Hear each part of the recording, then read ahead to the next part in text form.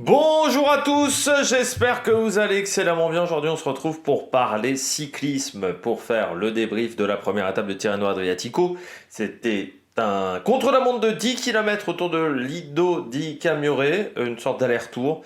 Petit profil tout plat, donc c'est un contre-la-montre très court. On n'a plus l'habitude de ces contre-la-montres là qui font moins d'un quart d'heure, qui sont des contre-la-montre très explosifs.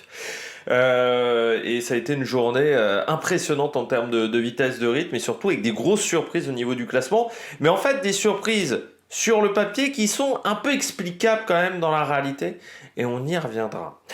N'hésitez pas à vous abonner à la chaîne, à réagir dans les commentaires, à mettre un pouce bleu, à partager la vidéo sur les réseaux sociaux, notamment auprès de vos proches. Si vous pensez que ça peut les intéresser, dans les commentaires, n'hésitez pas à me dire qui vous a plu, qui vous a déçu. TikTok et YouTube, le débrief des compétitions juste après l'arrivée pendant toute la semaine sur Tirreno Adriatico et Paris-Nice. Si vous avez les moyens et que vous voulez soutenir mon travail, vous pouvez faire un super thanks et je remercie les gens qui le font. Et puis, vous pouvez également voir les différentes playlists, les différentes vidéos. On commence tout de suite avec ce contre-la-montre. Encore une fois, format toujours particulier sur les contre-la-montre. On regarde les chronos.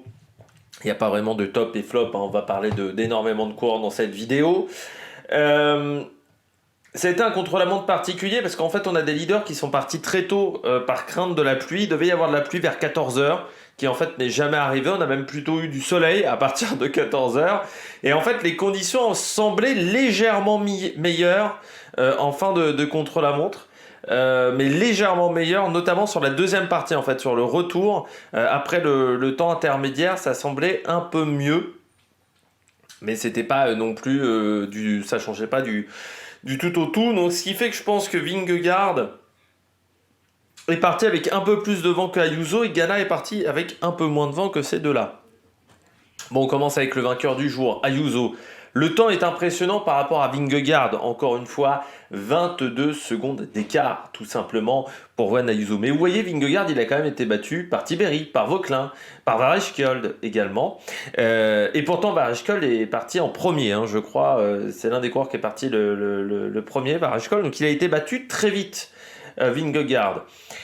Ayuso, on est sur un contre-la-montre très court. Encore une fois, 11 minutes 24. Les qualités d'Ayuso, explosivité, puissance. Le contre-la-montre, ça fait partie de ses qualités, mais on sait que l'explosivité, cette capacité à changer de rythme, autant te dire que sur un parcours comme ça, sur 11 minutes, l'explosivité a de l'importance. Surtout sur les relances. Il a fait très mal sur les relances. Il a pris aussi beaucoup de risques sur les trajectoires, Juan Ayuso. Par rapport, notamment, je pense à un Vingegaard par rapport à des coureurs qui jouaient le général et qui n'ont pas pris tant de risques que ça.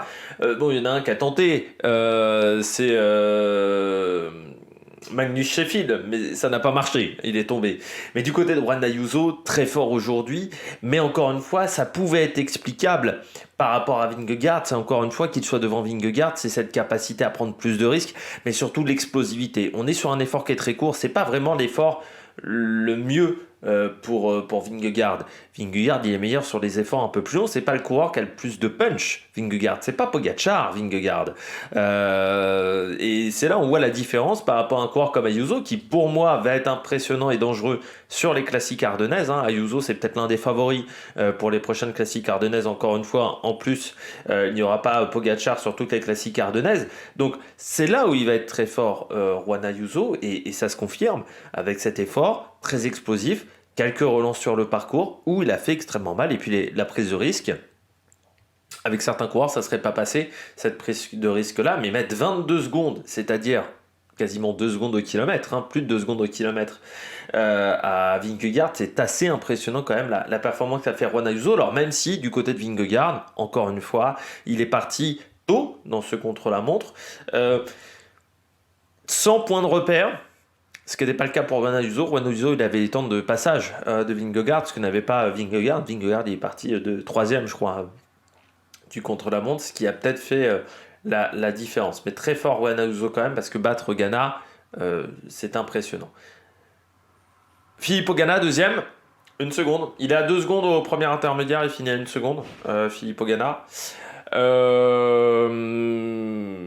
Moi, je pense très clairement que du côté de Ganna, on n'est pas encore au top de la condition physique. Encore une fois, objectif, c'est pas là. Pour lui, c'est cet été. C'est la piste. Donc, Autant il y a des années où il a été en forme à Tirreno parce qu'il avait un objectif classique, il avait un objectif, des objectifs après. Là, c'est moins le cas. Son objectif, il est plus tardif. Alors, il y aura le Giro, il voudra être bien, mais il y aura aussi la poursuite. Tu t'aperçois quand même que Ghana, il colle quand même 11 secondes à Milan, donc ça montre que la condition était là, qu'il est devant Vingegaard aussi. Mais Vingegaard, on en reparlera un petit peu après. Après, face à Ayuso,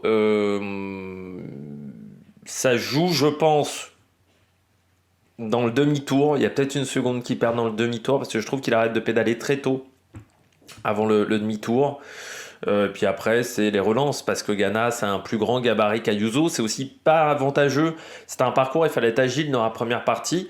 Ayuso a peut-être plus de facilité du fait qu'il est plus petit que Ghana en termes d'agilité, même si Ghana est très bon en termes de trajectoire. Hein. Je me rappelle encore une fois de ce contre-la-montre pour démarrer le Giro à Turin, où il avait pris énormément de risques ce jour-là. Mais Ghana, là, il sait Alors déjà, le Ghana, il a 2-3 ans de plus. Et encore une fois, Tirreno n'est pas son objectif. Donc sur la prise de risque, il en a peut-être moins mis, parce que s'il se fait une clavicule ou une déchirure musculaire, enfin une déchirure comme avait fait Van Aert, ta saison elle est compromise. Or l'objectif c'est pas Tirreno, c'est les Jeux. Donc ça peut aussi se comprendre que Ghana est peut-être pas encore au top de sa condition physique, mais surtout je pense qu'il est tombé sur un grand Ayuso aujourd'hui Ghana. Qui a montré encore une fois ses qualités sur le contre-la-montre, mais ses qualités sur le contre-la-montre, ses qualités également d'effort puncher qu'il fallait faire aujourd'hui, ce que tous les coureurs n'arrivent pas à faire. Milan, Vermeulen, même Milan, on connaît ses qualités de poursuiteur, comme Ghana, bon sprinter aussi. Vermeulen, sprinter aussi, c'est bien pour Ethan Vermeulen de Israel Premier Tech, coureur qui est parti de Quick Step en fin de saison. C'était une belle recrue pour moi, pour Israël. Il a gagné sur le Tour des Alpes-Maritimes. Là, voilà, une belle 4e place, avec une belle opposition sur le contre-la-montre. Ça, c'est très, très intéressant. Et Milan, pareil. On connaît ses qualités. Je ne le voyais pas aussi haut que ça, Milan, parce que, encore une fois, pour moi, je sais qu'il y a l'objectif des Jeux pour Jonathan Milan. Alors, je me disais top 10, mais je ne m'attendais pas à 3e, 4e place, parce que là, il a quand même fait une très belle perf aujourd'hui, Milan, sur ce contre-la-montre-là. Donc, bien. Et encore une fois, là, on est sur un effort. Une poursuite, c'est 3,50. Je sais plus c'est quoi le record de la poursuite. Ça va être 3,55, un truc comme ça, le record de la poursuite. Là, vous êtes sur un effort qui est 3 poursuites, quoi. Donc, ça fait partie des choses que savent très bien faire les poursuiteurs. On est sur un effort assez proche d'un prologue en termes de temps de contre-la-montre. Bien, Varechkjold 6ème, c'est bien du côté de la Uno X. Varechkjold qui fait quand même un gros début de saison, les Norvégiens, vainqueur déjà d'une course, c'était sur le Hallou de la Tour, la 6ème aujourd'hui. C'est un profil qui est très intéressant, Varechkjold, parce que sprinter est aussi très bon sur ce type de contre-la-montre. Il est très bon rouleur, Varechkjold, et en même temps bon sprinter. Je me dirais même que Varechkjold aller sur la poursuite, je ne sais pas si la Norvège a une belle équipe de poursuite, mais ça pourrait être une bonne idée. Parce qu'avec Varechkjold, tu as un profil qui pourrait être très bon pour affronter Ghana, Milan sur des championnats du monde de cyclisme sur piste. Ça pourrait être très intéressant. Je ne sais pas si un jour ça sera son objectif. Et je ne sais pas s'il a fait de la piste, ça serait intéressant de savoir, même si Varechkjold a déjà fait du cyclisme sur piste. Mais il a été très bon, encore une fois, aujourd'hui. Et puis, sur un parcours plat, c'est vraiment un coureur qui est fort. Et là encore, tu vois quand même que malgré son grand gabarit, il arrive quand même aussi à être performant dans la première partie de course, parce que c'est le seul qui était dans les temps d'Ayuso, je crois, au tout départ. Varechkjold, il était dans des bons chronos. Ensuite, il a eu un peu plus de mal sur la fin. Il en a peut-être un petit peu trop mis. Milan aussi, Milan, il est parti très très fort. Il a eu un petit peu de mal à finir, Jonathan Milan. Hein. Il y a des coureurs comme ça qui ont eu une gestion de l'effort qui n'était pas parfaite. Tiberi, 7. On va dire c'est dans sa moyenne. Tiberi, c'est tout à fait correct. D'un coureur qui a pour objectif de bien performer sur Tirreno, Adriatico.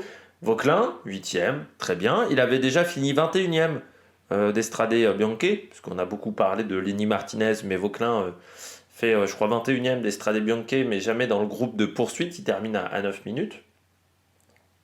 Mais il a bien récupéré d'Estrade Bianche Kevin Vauquelin. C'est un très très beau contre-la-montre qu'il a réalisé, le coureur français chez Arkea. Ça montre aussi que le vélo Bianchi marche bien, ce vélo de contre-la-montre, du côté de l'équipe française. Donc du bon boulot pour Kevin Vauquelin. Ça lance bien la semaine, et puis ça lance bien la semaine aussi du côté du classement des jeunes.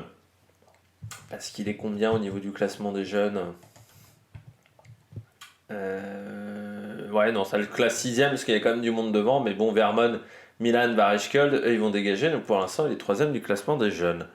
Très belle perf. Bon, Jonas Vingegaard. On va parler de Jonas Vingegaard avant de parler de Romain Grégoire. Vingegaard 9ème.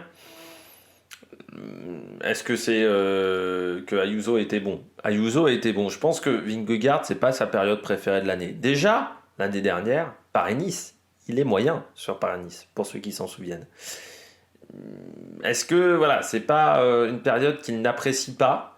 Moi, je me disais, bon, peut-être qu'il n'a pas voulu refaire Paris-Nice parce que c'était les conditions sur la course où il y avait peut-être un petit peu de stress.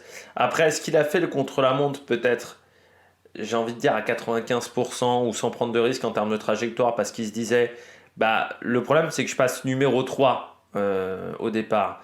Donc, c'est-à-dire que si je fais le meilleur temps, je reste sur le hot seat jusqu'à l'arrivée.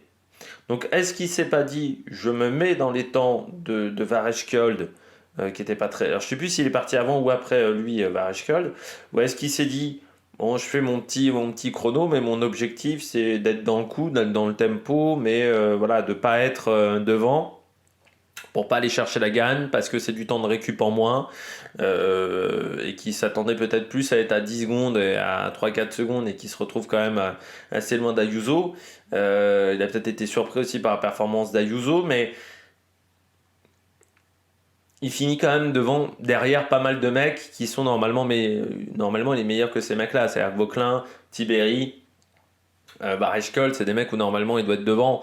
Donc certes, il y a Ayuso qui a fait une belle perf, mais je suis pas convaincu que Vingegaard ait fait le contre-la-montre à 100%. Il était peut-être à 95-96%.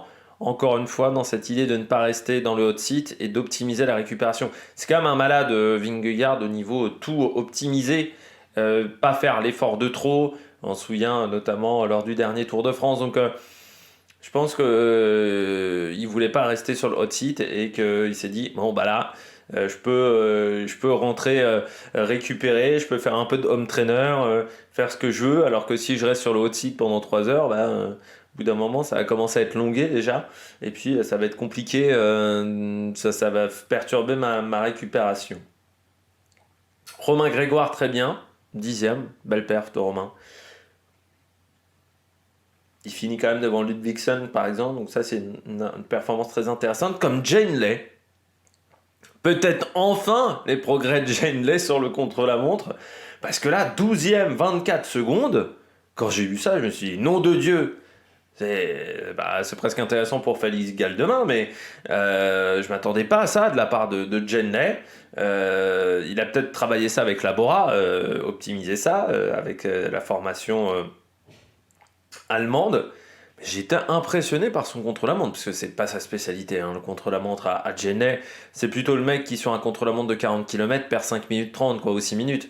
Donc c'est quand même un coureur qui est pas bon dans la discipline comme Louis Maintis. Et il a été très fort aujourd'hui, Jenney, donc impressionné par sa course. Il a été bon dans les trajectoires, il a pris pas mal de risques lui aussi dans les trajectoires, mais solide. On a vu quelques images de lui pendant sa performance, c'était intéressant. Il finit quand même devant Lennart Kemna. Hein. Intéressant. Max Poole, ça a failli se faire avoir dans un virage, Max Poole. Après, on sait qu'il est très polyvalent comme coureur. C'est vraiment le coureur par étape. Je dirais le prototype un peu du coureur par étape chez DSM.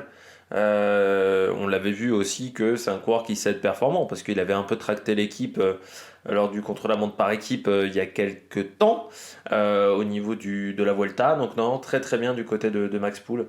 Belle perf. On poursuit. Nelson Poles, ça a l'air d'aller un petit peu mieux parce que au Grand Camino c'était pas dingue. Strade Bianche pas dingue non plus.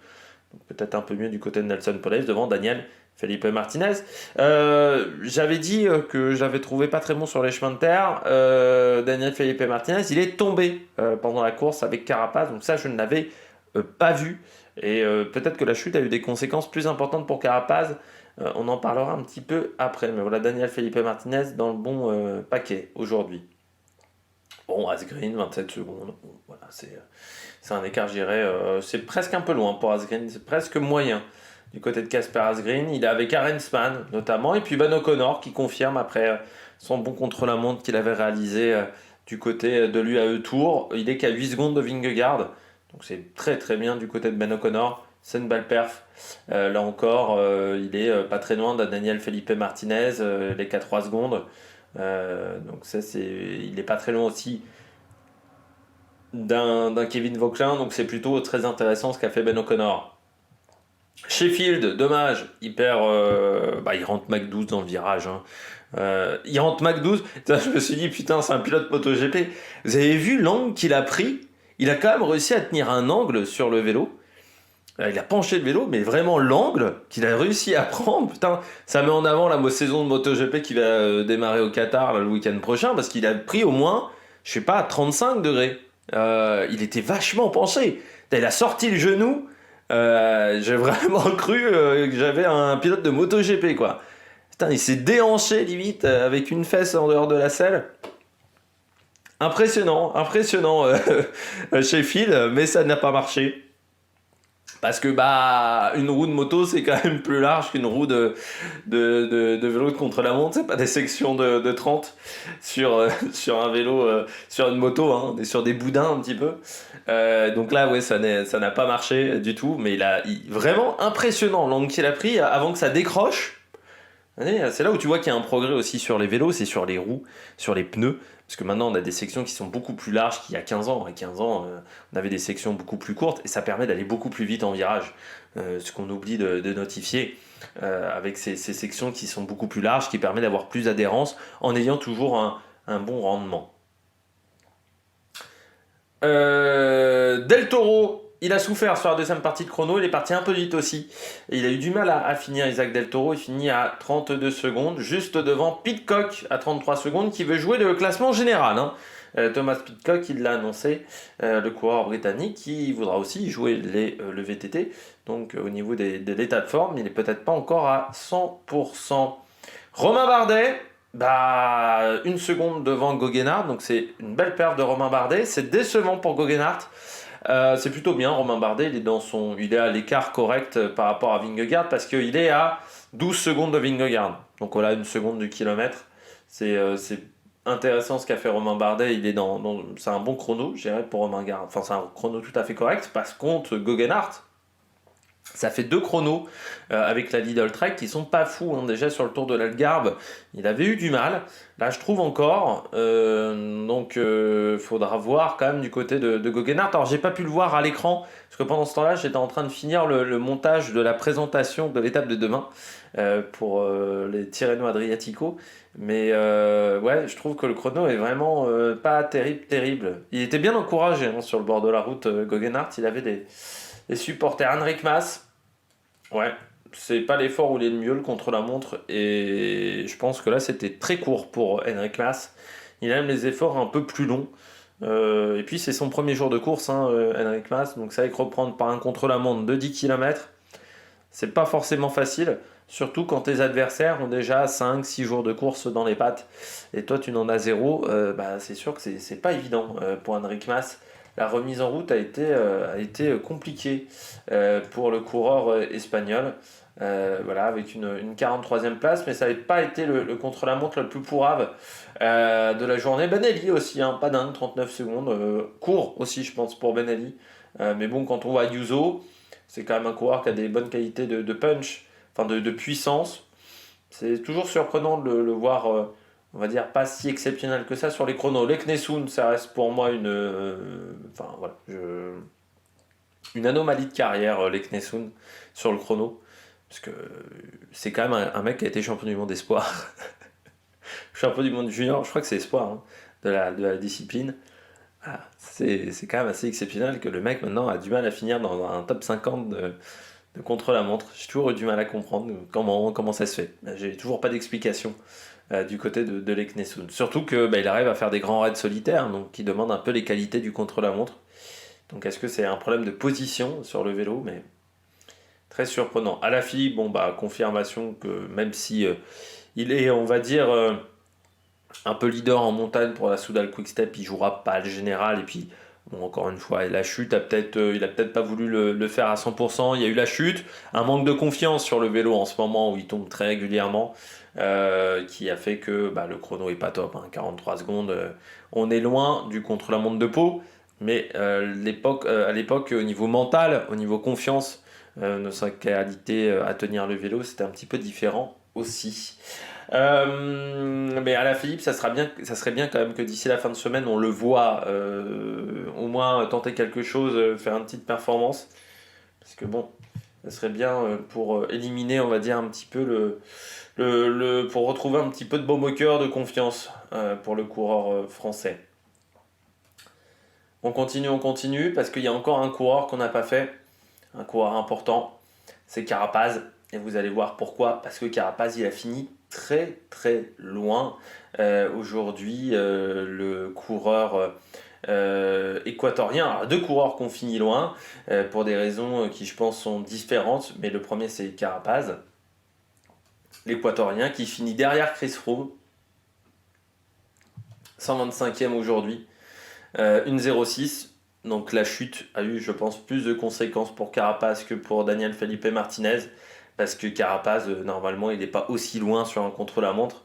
Donc là, 1 minute 06, ce qui fait que pour la gagne, tu te mets déjà une grosse épine dans le pied pour Richard Carapaz. Donc peut-être qu'il ira plutôt jouer la victoire d'étape. Et puis Uijtdebroek, mais non, on n'a pas pris de risque pour Uijtdebroek. On joue, on est lieutenant de Vingegaard sur cette épreuve. On peut notifier quand même les magnifiques casques de l'équipe Visma Lease Bike. C'est moche, hein. C'est très très moche. Jusqu'à maintenant, c'était les casques de la Uno X qui étaient les plus moches. Eh bien, Visma a réussi à battre les casques de la Uno X. Alors, on sait très bien que sur un contre-la-montre, l'idée n'est pas d'être joli, c'est l'idée d'être efficace. C'est très profilé. Moi, je me demande quand même, parce que je trouve que la queue à l'arrière est très longue. Vous savez, sur les casques, la queue de requin, ce qu'on appelle, c'est l'arrière du casque. Et je trouve que la queue est extrêmement longue. Et la queue de requin, c'est bien quand tu tiens ta position parce que l'air s'écoule parfaitement. Par contre, si ta tête n'est pas parfaitement positionnée, par exemple, si ta tête est trop basse, tu vois, que tu regardes un petit peu trop ton compteur tête à tête comme ça, ta queue de requin, qui est donc comme ça, faut imaginer, va faire un frein aérodynamique assez fort. La queue de requin, c'est bien quand tu tiens la position parfaitement, mais si tu ne tiens pas la position parfaitement, c'est très compliqué. Et c'est pour ça que même, parce que c'était des casques comme ça, queue de requin, on en avait des dizaines dans les années 2000. C'était vraiment le casque typique de contre-la-montre. Et avec la Sky, notamment, on avait coupé de plus en plus ces queues de requin pour arriver presque à des casques très proches des casques qu'on avait du côté du cyclisme sur piste, c'est-à-dire plutôt des casques qui épousent complètement la tête, avec une matière faite pour bien accélérer le flux d'air. Ensuite, on a eu les fameux casques triangles chez EF et chez UnoX, c'est-à-dire ces casques assez larges, évasés de ce côté-là. Pour moi, c'est une question d'air au niveau des épaules, c'est-à-dire que ça dégage le flux d'air au niveau des épaules. Je pense que c'est comme ça. Mais alors là, ils sont venus sur un casque très profilé avec cette queue de requin très longue. Je pense que c'est pas forcément le truc le plus idéal. Alors oui, quand tu tiens la position, c'est mieux qu'un casque sans queue de requin. Mais le problème, c'est que si tu tiens pas la position au niveau de la tête, ça peut vraiment faire du frein aérodynamique, je pense, de manière importante. Je descends encore dans le classement, juste pour vous... voilà, Pozzo Vivo qui a retrouvé un contrat, Pozzo Vivo, chez Bardiani. Il est retourné dans l'équipe de ses débuts. Il avait commencé à l'époque à la Panaria, qui était la Bardiani, pour ensuite revenir à la Bardiani quasiment 20 ans plus tard. Il a encore retrouvé un contrat au mois de mars. C'est fort quand même ce qu'il a réussi, Pozzo Vivo. On le verra certainement dans une échappée maintenant, Pozzo Vivo. Je voulais vous montrer Morkov. Il a failli finir hors délai, Morkov. 2 minutes 29 de retard, les délais étaient à 2,51. Il était sur un contre-la-montre, même si les délais c'est 25-30%. Ça reste une étape très courte. Ça aurait été dommage quand même pour Mark Cavendish. Donc des fois, quand on joue avec le feu sur certains contre-la-montre, ça peut être risqué. Demander un jour à Thomas Voeckler qui avait dit ça. Euh, je sais plus si c'était le Tour de France, je crois 2004 ou 2005. 2005, puisque 2004, le dernier chrono, il le fait à fond. Et 2005, bon, le Tour est plus compliqué pour Thomas Voeckler. Et le dernier contre-la-montre, bon, il le fait pas à fond, quoi. Il le fait, il le bâche un petit peu. Et donc, il finit. Et il est dans un magasin parce qu'il achète une chemise. Voilà, parce que le lendemain, c'est les Champs-Élysées. Et bon, voilà, il achète une chemise dans un supermarché. Et là, il voit le temps de Lance Armstrong. Et il voit le chrono de Lance Armstrong. Et il l'a dit plusieurs reprises, mais il avait dit putain, il va me mettre hors délai ce con là. Un jour de l'arrivée. Ça s'est joué à pas grand chose. Je sais pas si on peut même le retrouver, ce chrono là. Donc Tour de France 2005. Est-ce que j'ai Tour de France? Pour voir que des fois, ça joue à pas grand chose. Tour de France. Si je reprends le 2005, ça doit être le 2005 parce que 2004, 2006, il est plus là, Lance Armstrong. Et si on va résultat de l'étape de Saint-Étienne, hop. Donc Lance Armstrong finit en 1h11. Alors, à l'époque, regardez, hein, c'était des contre-la-montre de 55 km à vallonner en plus, donc c'était quand même des trucs de bâtard. Donc voilà, maintenant il est disqualifié Lance Armstrong, mais regardez le temps donc de Thomas Voeckler qui est à 13 minutes 08. Il y a Kinziato qui est derrière lui et Beck, mais ça avait failli ne pas le faire hein, pour Thomas Voeckler sur ce long contre-la-montre. Donc il avait bien souffert voilà, à Saint-Étienne. Et le premier français, c'était Christophe Moreau, comme souvent sur les contre-la-montre, qui devait être dans le top 10 du général. Ah non, il avait fini 11e. Je crois que c'était l'une des années où il était dans le top 10. Non, il avait fini un peu en dehors du top 10. À l'époque, il était au Crédit Agricole. Et je crois que c'est l'année d'après où il va chez Agritubel de tête. Ah non, il est chez AG... Putain, je me souvenais pas qu'il était passé chez AG2R. Mais je me souviens de sa période Agrituel. Je me souvenais pas qu'il avait fait AG2R. J'ai aucun souvenir de sa période AG2R. Ah, Christophe Moreau, il avait fait le Tour de France. Ouais, pourtant, c'est l'année où il fait 7. Ouais, j'ai dû croire que c'était l'époque Crédit Agricole, alors qu'il était chez AG2R. Bon. Et ben voilà, je crois qu'on a fait le tour de cette journée du côté de Tirreno Adriatico. N'hésitez pas à vous abonner à la chaîne, à réagir dans les commentaires, à mettre un pouce bleu, et puis nous, on se retrouve pour de nouvelles aventures sur la Mec Production. Ciao ciao!